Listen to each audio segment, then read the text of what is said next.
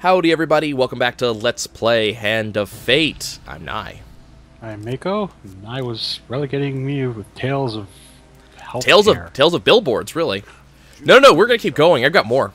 Oh jeez. The Tales of Billboards keep going. At least I have one more.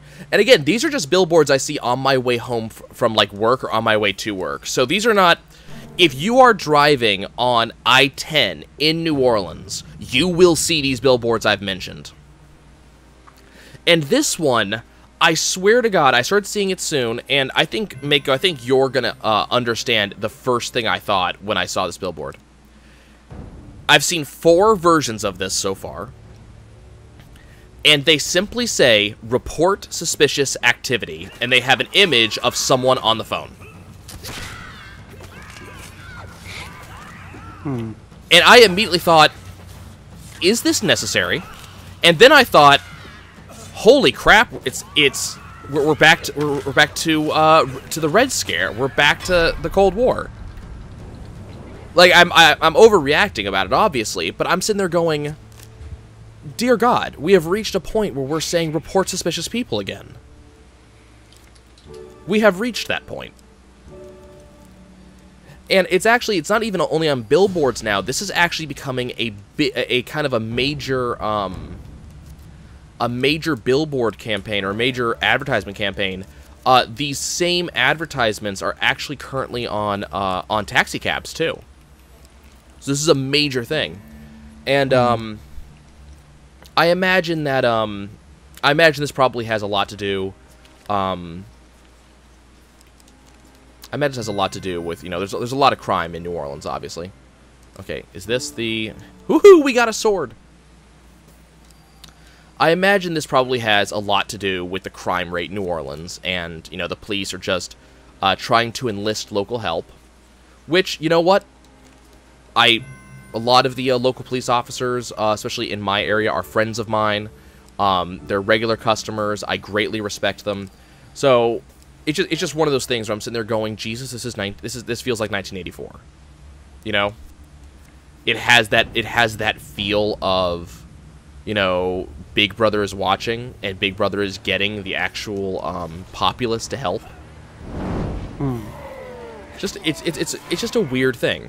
It is phenomenally weird to see that sort of request just on a billboard. Like if it was something like this was a billboard outside of the local police precinct, that's one thing.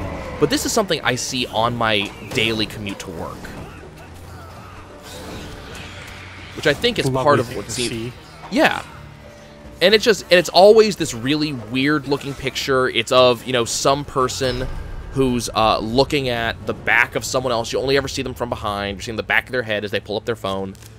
But it's just one of those things, like, it seems designed to scare people. It's weird. On more funny police notes, so I do have a story for that too. We had an event at work yesterday. Okay.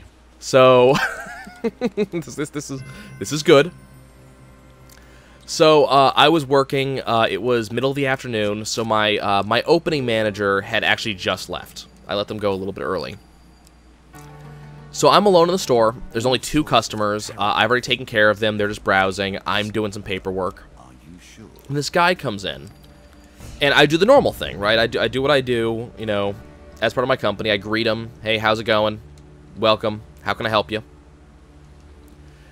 And, you know, the guy gives me the type of response that I get a lot. It's just, I don't really need any help. I'm just looking, yada, yada. But he says, I'm looking for something I can afford. I'm like, cool, I can help with that. What system are you trying to get something for? And that's a pretty simple question, and most people can at least give me an answer. But he goes, no, man, I'm not looking for a system. I'm just looking for a game. And I've heard that before, too. So I went, okay, well, what type of games are you looking for? Because I'm thinking, you know, this dude's probably not a gamer. He doesn't know games very well, so he doesn't know how to answer my question. That's cool. We're going to work it out. So I step out from behind my counter to come, you know, kind of approach him and guide him to the section he needs to go to. And the guy turns away from me, turns towards the... That was a weird visual glitch. That's a... What the hell? Oh, okay, I know what that is. Okay. No, maybe I... What the heck? Maker, are you seeing this? I'm not seeing very much of anything. My screen's doing that weird thing again. Oh, okay. I do not know why. There's some weirdness going on the left side of the screen right now. Purple blasts? Yeah, the purple blasts. You're seeing that? I am seeing a few of those, yeah. I don't know what that is.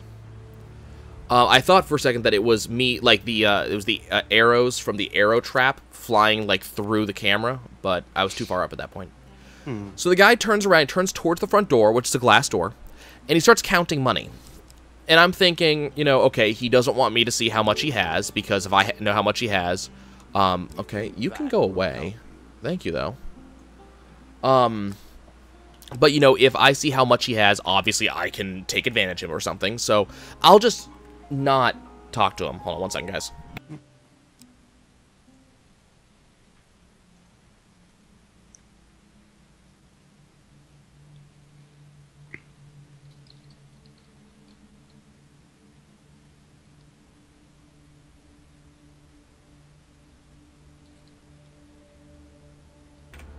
Sorry about that, guys. Hey, would you look at that? It's a Lonely Bard. I accidentally clicked to go to the next spot before, Hey, that's different. Clicked to go to the next spot before realizing I hadn't gotten you guys going again. But, so this guy starts counting money. And so I kind of hang back. And then he moves over to my, system displays, right? My interactive game units. Right. And I realized that whoever had opened had kind of forgotten to turn them on, and I didn't want to say anything about that. And I was actually starting to get a weird feeling about this guy. So I said, "I'm sorry, you know, our systems are not working at the moment. You know, I do apologize for that. You know, try us another time." And he acknowledged that. He's like, "Okay, I understand." And he moves on, so he moves to the next system, which is right next to the first system he had tested. He says, "Does this one work?" I said, "I'm sorry, those are all in the same breaker. You know, I'm sorry, that doesn't work." So he's sitting there fiddling with the controller of the system I told him does not work right now. And I'm still getting kind of like this weird feeling. So instead of doing what I would normally do, which is either wait for him, get him a, get him a sales flyer, or maybe just go back to what I was doing and, you know, continue my paperwork, I kind of fussed around the sales floor. I was cleaning some things. I was organizing. I kind of kept my eye on him. And he kept on leaning out and looking out the window. And he would look out the window, then he'd go back to whatever he was doing. This lasted for about 2 minutes. And I'm like, okay, this guy's looking for someone, and I'm kind of nervous about this. Because keep in mind, I'm in the same parking lot as a Walmart, and stuff happens at Walmart on a fairly regular basis. So all of a sudden, this guy starts heading towards the back of my store. And he's heading directly for my back door. And I glance, and keep in mind, I'm fiddling with something at the moment, so I'm trying to keep an ear out for him, but I wasn't looking directly at him. So then I glance up, noticing towards the back door. I take 2 steps towards him. He opens my back door and heads into my back room. And immediately, I'm like, does he not realize I can see him? So, you know, I call it, "Sir, sir, you can't be back there, sir." And I take a couple steps into the room, and immediately I hear my fire alarm off my back door goes off. What this means is this guy raced through my back room, knowing that I had a rear door, popped it open, tripped the fire alarm, and was on the run. Which is just amazing. And I obviously can't ignore this, you know, I can't not handle this. So let's see, we're gonna go ahead and take the Saints ring. So I head to the back door with my keys out. We're gonna ignore those and we're gonna move on. And I'm disabling my alarm. And as I disable my alarm, I notice this guy. He's behind my store, and he jumps into one of the dumpsters back there. And this is one of those really huge dumpsters that has little 2 side doors on them. So not only does he jump into the dumpster, but he also pulls the side doors closed. And I'm sitting here thinking, okay, what the hell did you do, dude? Immediately afterwards, as I'm turning off my alarm, one of the cops, who's a regular customer at my store, comes into my back room, calls out my name to see if I'm there. And I'm like, "Yeah, man, I'm back here." And he goes, "Did someone run through here?" I said, "Yes." And I pointed at, one of the The dumpsters. And so he goes over, and there's 2 dumpsters. He goes to one. I shake my head, point the next one. He goes to the next one, pulls aside the door, looks inside. Keep in mind, his gun's out. Looks inside, and he goes, "Get your dumb ass out of there." And at this point, remember, this is the back of a strip mall. At this point, a cop SUV comes racing down the back of the strip mall. And I'm thinking, if this guy had tried to run instead of stopping and going into this dumpster, he'd probably have been hit by this thing. And I wouldn't have felt bad either, which is the sad thing. So he, I close the door because now I don't need to, now I'm not involved anymore. So I close the door, go back to the sales floor. And about 20 minutes later, the cop comes and goes, "Hey, did he do anything in the store?" And I know what he's asking. Did he steal anything? Did he mess with him? I'm like, "Nah, man." It's because the guy was on the run. So anything he does is part of the whole fleeing from the cops deal. And the cop's just trying to see if he needs to do any paperwork for me. But then I end up learning that the thing that's going on is this guy apparently has a rap sheet as long as my arm, and he just did something over at Walmart and then ran to my store. So he went to the Walmart, went to the shoe store next to me, then went from the shoe store into the jewelry store next to me, and then came into my store. And the cop just so happened to go, "You know what, I bet he went to GameStop." And the cop also knows us well enough that he knew we could give him answers really fast. But it was just like the most surreal experience. But it's also one of those things that when someone comes into the store and they're kind of being weird, like there's no that sinking feeling something's gonna happen. Yeah. There's no hiding it from the clerk. He knows something stupid is going on, and you're not. There we go, Guildmaster's ring. You're not being quite as slick as you think you are. So it was amazing. It was just the weirdest experience, but it was also one of those ones like, this is going to be something I get to. No. I never have bad armor when I talk to the noble trader. It's always good armor or a good weapon. He's never offering to give me money for something that sucks. Yeah, whenever I've had that feeling about someone, it's always been correct. Like whenever I had that weird feeling that someone's about to do something stupid, it has always been correct. It's kind of a scary thing. Thankfully, nothing big has ever happened at my shop. This is probably the most interesting one, because see, what I'm concerned about is my shop's kind of different. I appreciate your My store was not built or remodeled. Hello, the Mug and Barrel. a challenge. Here we go. When you return to the Mug and Barrel, you spot the huntsman lurking in a shadowy corner of the bar. A solitary warm ale sits cooling in front of an empty chair, while a collection of empty mugs indicates that your arrival has been long awaited. "I started without you," he says cheerily, but without looking up. "I've got questions for you, and you'll have questions for me. Questions lead to stories, stories lead to memories, and I cannot bear those without a lot of these." He rakes his mug across the others on the table, producing a discordant chime. "Sit down, you're making me look impolite. Given that you've already tracked me through the forest and glen, I see that trying to dissuade you from this hunt would be pointless. I know how you feel. I was a boy of 5 when I first saw old Whitey. Sorry, that's what I call, him. The White Minotaur. The huntsman proceeds to tell you a tale of destruction and grief, a tale decades in the making. After a while, he lapses into silence like a river that has run dry. I think I was tracking it when you stumbled into my trap. Head back into the forest and see what you can find. I've got business to attend to elsewhere. The guard's token is now yours." See, I'm kind of thinking my store doesn't have the typical setup. Normally in retail like this, the back room heading into the stock room, has a pretty hefty lock on it. But my store was made by a different company, and we bought it later on. So they don't have all of our usual security measures, including that one. So I've got this really flimsy as hell back door. But what happens frequently is during the holiday season, a lot of managers do something they're not supposed to do on our locking heavy back doors. They prop them open so that way they can get into the back room quickly.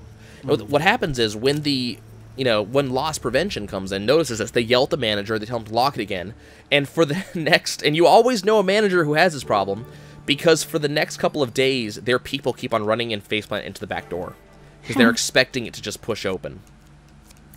So mine doesn't have that thing, though. I have this really flimsy back door that doesn't have a lock, so it just opens.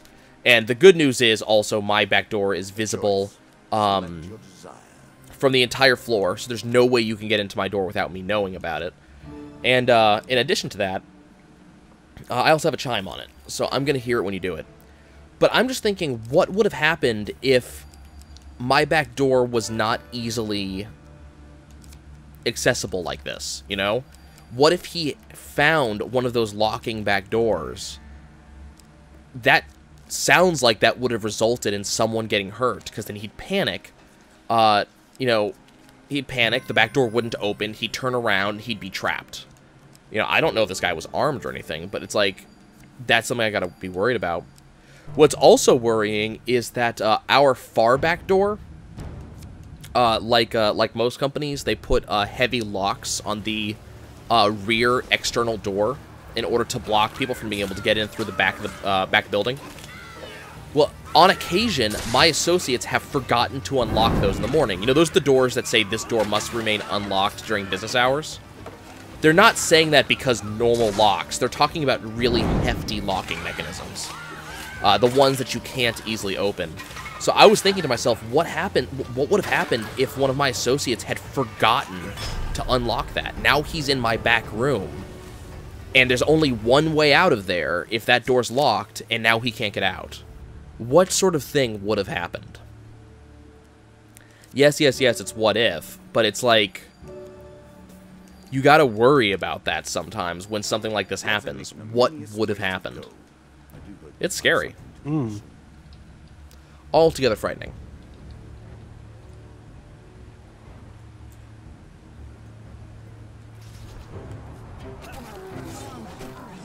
On a more interesting topic, or maybe less interesting but more scary topic.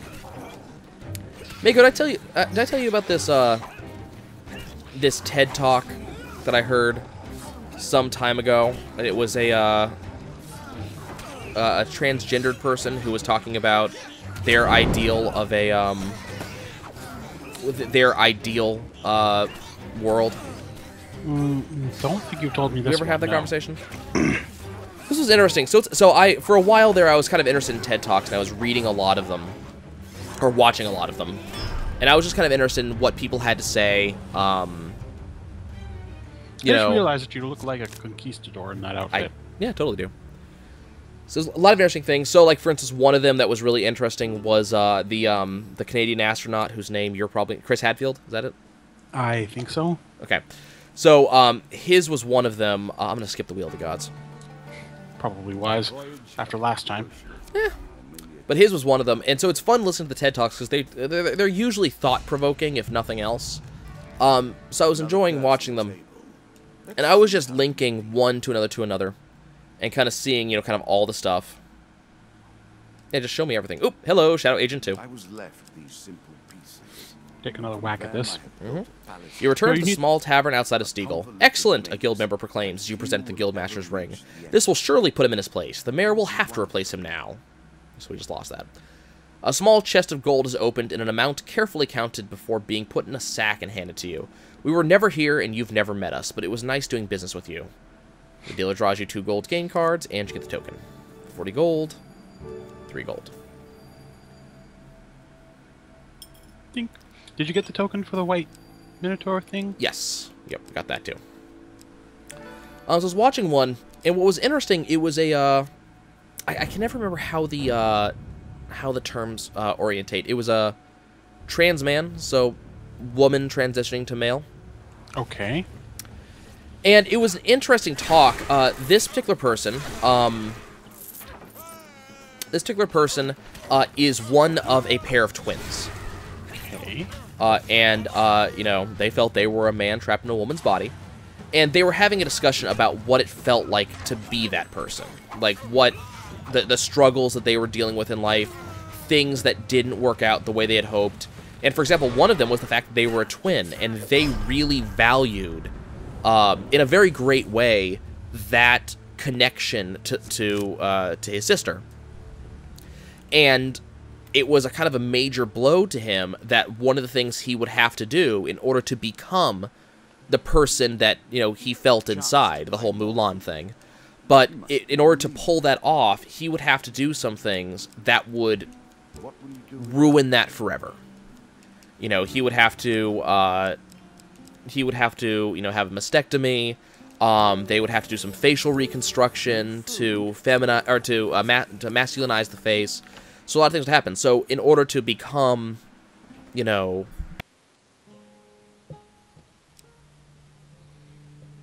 one second, guys.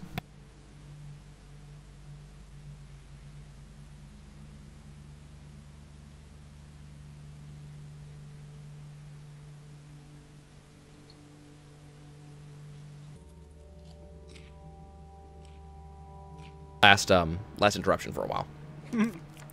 Give Lizard Elder my ore and keep talking. We're gonna go with the enormous shield. So yeah, the talk was about how this gentleman, how his life is gone, some differences, and oh, hello. Okay, apparently we're gonna stop anyways. The White Council 5. The mages of the White Council have been mobilized. Sahagin, if he's still alive, will seek to take his vengeance on you. We play for a token now. One day, as you haggle with a grocer for some cheap food, you find yourself suddenly flying into the air. A vortex of wind surrounds you, propelling you up and away towards an unknown destination. In time, you are dumped into a stony platform before the wizard Sahagin. He glares at you for a moment with his single eye, the other a hideously scarred wreck. You have caused great harm to this land, warrior. The council seeks only to ensure peace in this realm, and you have sown chaos. Even now, the demon Abaddon still rages in the depths of the tower, the sacred temple of knowledge itself. It will take us years to recover. He gestures with a hand, now missing several fingers, and a portal opens, revealing a trio of mages. Kill him, Sahagin says, limping through the portal and forgetting that I just killed 6 mages less than 2 steps ago. I was going to say, so he's sicking 3 mages against you. How cute. Yeah, that's real cute, guys. I appreciate it. Not even 3 mages, 2 mages. Unless this is a boss. Is this a boss mage that I'm dealing with? The mages. Okay. Alright, so let's have this discussion. I'm guessing that this is supposed to be like a face card version of the mages, I guess? I seriously doubt it. That would have actually been kind of neat. That would have been really neat, but something tells me... That's new. What did he just do? The other 2 just sank into the ground instead of dying. This one just died. But that took no time at all. Sahagin suddenly reappears furious and seething with magical energy. Warrior, your skill with weaponry has made you a great thorn in my side. He pauses to kick the body of a fallen mage. Idiots! If not for me, these simpletons would still be hiding in their tower, nothing more than a bunch of spineless librarians. Let's see you fight your way out of this. A shield of magical green energy appears instantly around him. He launches into a long and complicated pattern of sounds and gestures. Overly intricate combo attack. A raging ball of flame forms in the sky above you and starts to grow as the wizard continues his chant. But I pull out my ocarina and turn time back 3 days. He's trying to spirit bomb us. I was going for the moon from Majora's Mask, but that too.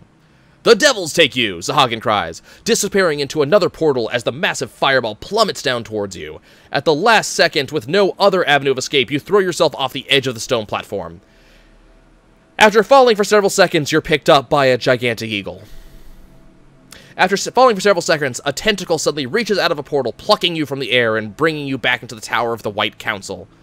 Abaddon, the demon, sits surrounded by the bodies of fallen mages. It places you down lightly and withdraws its tentacle, and then strokes your hair.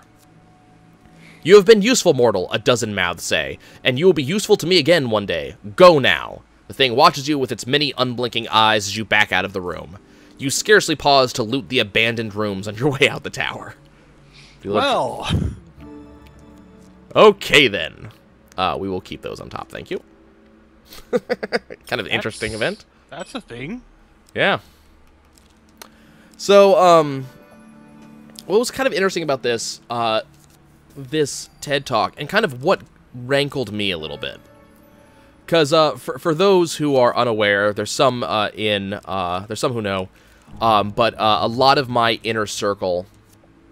a lot of people I regularly interact with, a lot of my friends, are transgendered. So I've kind of been part of the community for a number of years, and talked to a lot of people that have similar stories to this gentleman. But it kind of rankled me when I heard some of the end of this conversation. And what kind of got to me was the discussion of what this man wanted life to respond with. And this is where things got kind of weird, because he was talking about a lot of stuff, and one of the things he was talking about, which I obviously understand, is the issue with being a transgender person, and the fact that if you're oh, I need to stop countering. That's right, I have Wrath of Food. That's why I'm losing food. Being a transgender person, and the fact that he was having so much trouble getting his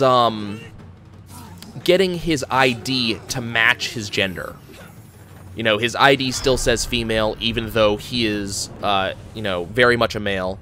You know, he looks male, he acts male, but his ID, he can't seem to get changed unless he does a bunch of stuff. So, you know, I felt for him, and it's like, okay, I understand this. This is a major thing you want, you know, understood. But then he starts talking about the wonderful world that he would like to see. And I went, okay, this is interesting. I want to, you know, I would like to see through his eyes and see, you know, see what his hopes would be. Mm-hmm. And he said he was hoping for a world where when we sit down at a coffee shop across from each other, the first thing we introduce is, hi, my preferred pronoun is male. Before names or anything else, preferred pronoun. And all of a sudden, anything I felt, like any connection I felt with this guy was gone. I could no longer empathize with him, because this went from a please see through my eyes event to a I want to change the structure of society event. Because that just seems kind of it's a weird thing. I want the most important thing to this person, which I understand, because this is a really it's a situation that a lot more people are in than really gets admitted, and a lot of people don't handle this correctly. So there's a lot of people who do have you know, gender identity disorders and are trying to get used to that and trying to I don't want that. And they're trying to kind of get that normality that most other people enjoy. So that's understandable. But for this man, gender is the most important thing in his life. Like, nothing else is that important. And it was the trying to force that to be the most important in everybody else's lives that kind of got to me. You know, it's as if, you know, it's the people who make the economic situation. That is the most important thing to me. It'd be as if I had to walk up to someone and say to them, hi, I am in the $20,000 to $30,000 tax bracket, as the first thing I ever said to them. You'd consider that to be really weird. I mean, that's the start of our conversation. That's the first thing you want to tell me is where is your level of income, which is a very odd conversation to begin with. But this was something they wanted to. So, having said all this, and again, you know, the TED Talk was fascinating. It was something I definitely highly recommend to anybody who, you know, wants to be able to connect and understand the world from the point of view of, you know, someone who is transgendered. It's very, very good for that. This person does a very good job of showing you what the world is like from their point of view. And it will really help you understand that. Especially for people who, you know, unlike me, don't have that connection with those folks. You know, don't have friends that have that who have talked to them a lot. So, very helpful, especially with all the weirdness that's going on in the law lately.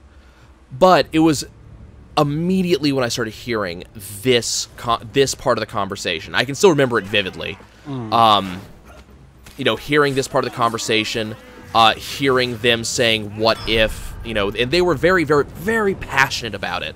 You know, they spoke very, very slowly. They were letting every point sink in. They were making very, you know, the big, this is important hand gestures. But as soon as this conversation started, I completely lost the connection with them. Like, the entire conversation tactic just went away.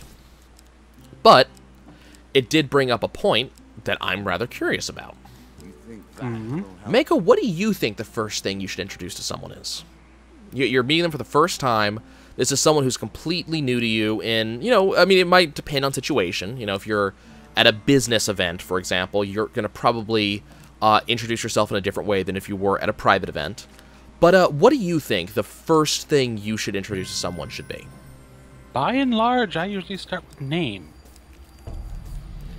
Okay, so... Like, gender pronoun, whatever is, may or may not be important for addressing someone, but what do I call you? And that might even give that answer. Well... I said might. Might, yeah. Because part of the thing, you know, the problem is that I have with their talk is, number one, it is, and the problem is this is not a very, it's not politically correct thing to say, but it's, their entire conversation was making it all about them. Like, it was a very centralized, I am the most important person on the planet feel. And that kind of got to me. I was sitting there going, okay, that's, we can't do that. But I think the other thing I was thinking was, well, if you are doing what you want to do, like, the thing that you want is to pass, and you want to be understood to be that person, you want me to know that before you even say anything. So shouldn't the most important thing to you be that you don't have to tell me that? Like, that was my thought at the moment. Just like, shouldn't you just tell me that your name is, you know, Bethany, and the thing is, I just go, okay, nice to meet you, Bethany, and that's it. We don't have to have a further conversation.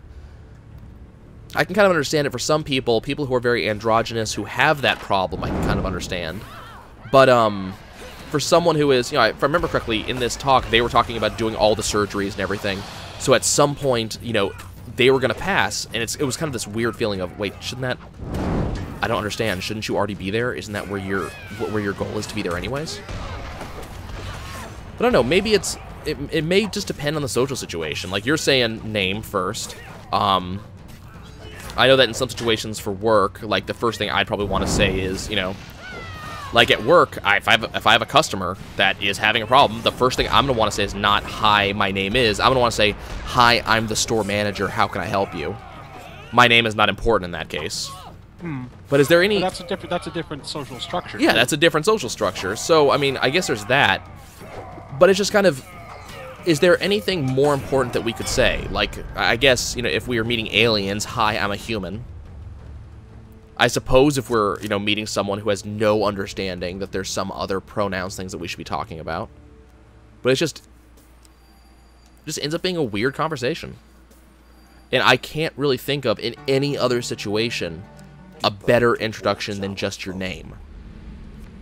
Now, what I can understand, what has been suggested by a lot of my transgender friends, and I agree with this one, after names are introduced, then the other person asking you what your preferred pronoun is, that I understand. And that's come up a lot, and, you know, that's useful. But, you know, I've also seen a lot of people who get offended by that, so it's kind of... Well, I don't know. I'm trying to be as PC as I'm likely to get. Right. And that's the problem right there. But it's like, gender pronoun, like, I can understand it being extremely important, but it really isn't for some people. Like, this is this feels like something I don't have context for because I'm not a transgender person. Yeah. And I just lost half my gold. Neat. Well, we'll leave the conversation there, guys. We just reset the encounter deck, so we're going to be seeing some new stuff.